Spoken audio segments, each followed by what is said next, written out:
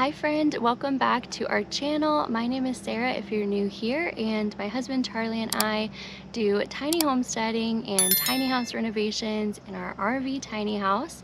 And today we're going to be doing a Baker Creek seed haul with some new varieties for 2023 and also a couple from Johnny's Seeds thrown in there. So we are getting all of our seeds started right now. We are in Florida in zone 9. So these are all of the things that we ordered for our spring 2023 garden.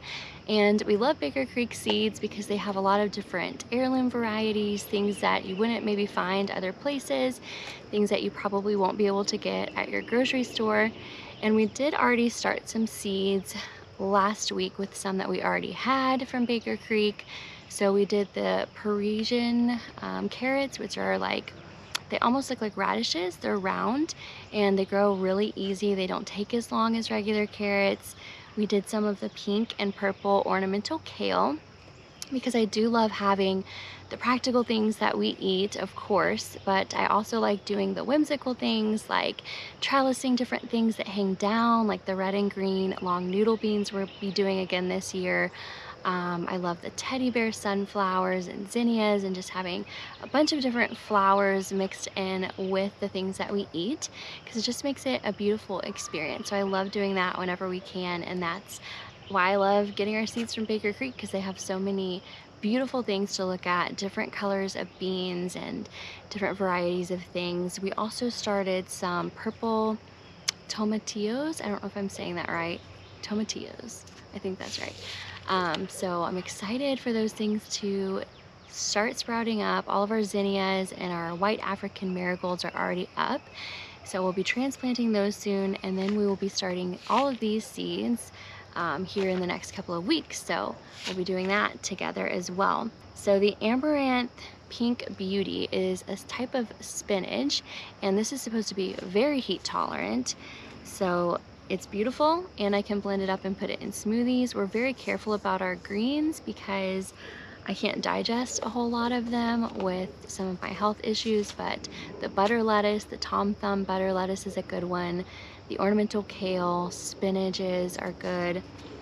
We do want to try this bok choy. So the purple lady bok choy is a new one this year for Baker Creek, and it's supposed to be very juicy and flavorful. I've never had bok choy, so I can't tell you a whole lot about it, but we are excited to try it, and it's super cute. So we'll let you know in the coming months how that goes. But the squash that I got this year is this zucchini squash that hangs down. They're supposed to get really big. It doesn't say exactly how big, but I've seen them in other people's gardens, and they are like just hanging off of the trellis. So beautiful. So I definitely wanted these for that whimsical effect, and also we love zucchini. And then for our flowers, I've been wanting to do dahlias for a while. I've been watching a bunch of videos about how to grow them, you know, from the, what is it, tubers or bulbs?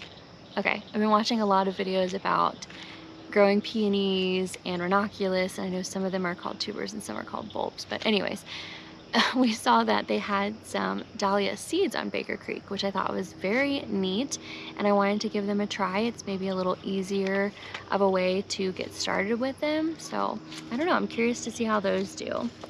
We also have the sweet peas, which are very nostalgic. Charlie's pawpaw loves sweet peas and would grow them pretty much every spring, so he's been talking about these a lot lately, and I thought that the blue ones were just so pretty. So to have these on a trellis, it just reminds me of, I don't know, another time. The vintage, you would see this in a lot of pictures of women just in their dresses picking sweet peas.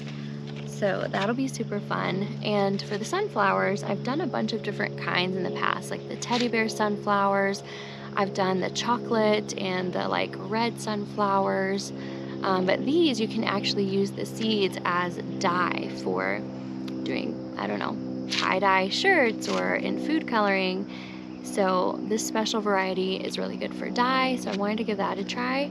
And also good for dye, I had to print out the little sheet that comes in the catalog because it was just so pretty with the 2 lemonades sitting there. Apparently with this butterfly pea, which the flower is really pretty in itself. You can make like powders from it. You can also make lemonade, and the lemonade starts off blue, and if you add like the lemon to it, it'll start to turn to a pink.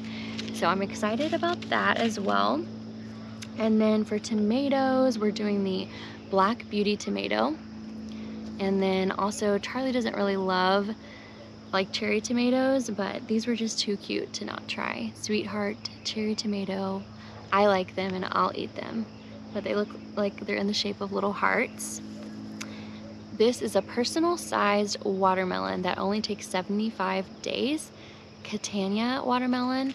And we really wanted to do watermelon, but we don't have a ton of space. We have 7 raised bed boxes, and then one little area that we can do an earth garden in that we need to move our chickens onto and let them really prepare up that ground. And we have done pumpkins in the past, but I don't know. I know that watermelon can take up space, so we were being careful about that. And then we have a bunch of different types of radish. The Easter basket radish, which will be fun. The French breakfast radish, which grows like more of a cylinder than a globe. We have the Helios radish and the round black Spanish radish. And radish seeds are really good for doing microgreens too. Radish and beets. We're going to be doing some microgreens in the coming weeks. We got this onion, which is a long day French banana type onion, which they come out kind of pink. So that'll be good. We do have longer growing season here in Florida. The red meat, like watermelon radish. I wanted to try that for a while. And then my friend actually was growing these winged beans in her garden, and I thought they were so cool. They are a very good summer vegetable, and they just look so neat. So we're gonna give those a try. And then I know that we love lima beans, so lima beans and peas are kind of our go-tos for beans. These runner beans I thought would be so pretty canned up. They have pink beans on the inside, and then the outside, this one's just like red runner bean. This one is black midnight red runner bean. And we tried last year to do a red runner bean teepee. It didn't quite work out because I planted them in the fall, which they're more of a spring variety. So I'm excited to actually plant these in their right season and see if they do good. These are purple teepee beans. So we've got lots of fun beans to try out. And then Charlie wanted to try this tatsui. I don't know. It's supposed to be very flavorful and creamy. I don't know anything about it, but we'll let you know in the coming months. And Baker Creek does give you free seeds, so they gave us this tiny Hindu bok choy, which is super cute. It reminds me of the Tom Thumb lettuce, which butter lettuce I love. And then this mizuna, which I grew last year, and it's actually really pretty. It grows very easily, and the leaves are just like kind of spiky and fun. I put that in smoothies as well. We have just a white onion, some dwarf moringa. We do have 2 moringa trees growing right now, but this is dwarf moringa, so I want to see if it'll grow like in a smaller area. And we can feed that to our chickens. We can also feed them sorghum. We're trying to grow things that we can feed to the chickens. Lots of sunflower seeds, bloody butcher corn, just because it's pretty and also can go to the chickens. Amaranth, I don't know if that can go to chickens, but I'll have to look. We also have been giving them the beauty berries that grow wild on the property. And we did just also get some strawberries, so I'm excited about that. We've never done cowpeas, but a ton of people talk about them, so I'm excited to see how they do. And that is everything from Baker Creek. We do have a couple of flowers from Johnny's. So echinacea and elderberry I really want to get into this year to be able to do some tinctures. So I got lots of echinacea. I got some gomphrena, which I've heard are very pretty. They're like, I don't know, they're like little balls. I'll have to insert a picture if you don't know what gomphrena is. I don't like that Johnny's doesn't have pictures for me to show you. But some more dahlias and some dianthus. I'll have to insert a picture of those as well. And then we got from Burpee just like all the stuff for our herb garden, like the basils and the chamomile and the parsley. So we'll have a little herb garden as well. So if you haven't subscribed, please consider subscribing and following our garden journey. We're going to do some garden tours, some microgreens. We're going to start these seeds in the coming weeks. So it'll be a lot of fun going through all of this with you, but I hope that you're inspired to start your garden. Maybe you've got some ideas of things that grow well in the heat or in the spring. And I can't wait to see in the comments what you guys are going to be growing as well.